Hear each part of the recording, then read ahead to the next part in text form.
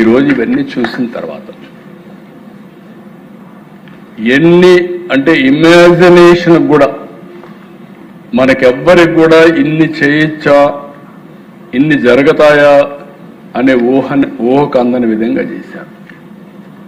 ఇంకొక పక్కన మీరు చూస్తే valuation procedure is not followed నేను చెప్పాను. కమిషన్ రెగ్యులేషన్స్ అండ్ రూల్స్ అన్ని కూడా వైలేట్ చేశారు.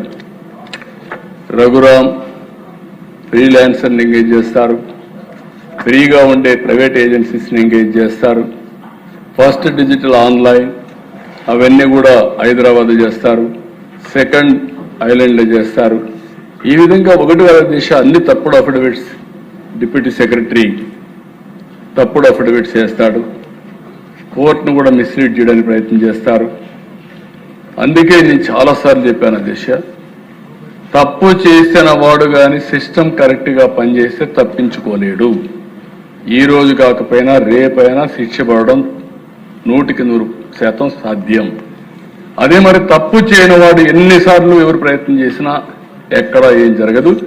దానికి ఉదాహరణే ఈరోజు ఏపీపీఎస్సీ అని చెప్పి నేను మీకు తెలియజేస్తున్న ఘోరమైన తప్పులు చేశారు. ఈ జరిగిన తర్వాత నేను ఒకటే చెప్తున్నా, ఇంతవరకు నా జీవితంలో ఎప్పుడు చూడలేదు.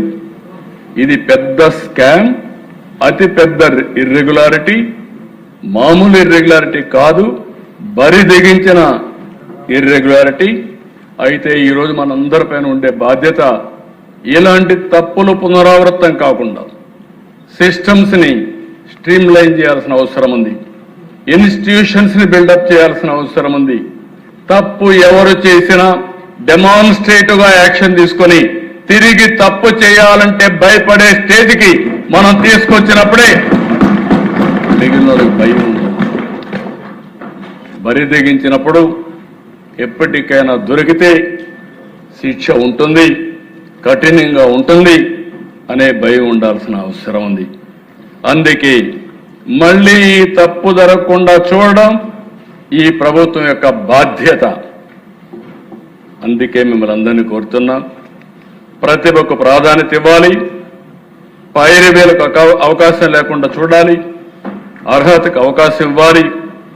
వ్యక్తుల కోసం వ్యవస్థ కాదు, యువత భవిష్యత్తు కోసం వ్యవస్థ అనేది నిరూపించే సమయం ఆసన్నమైందని చెప్పి కూడా నేను మీకు తెలియజేసుకుంటున్నాను.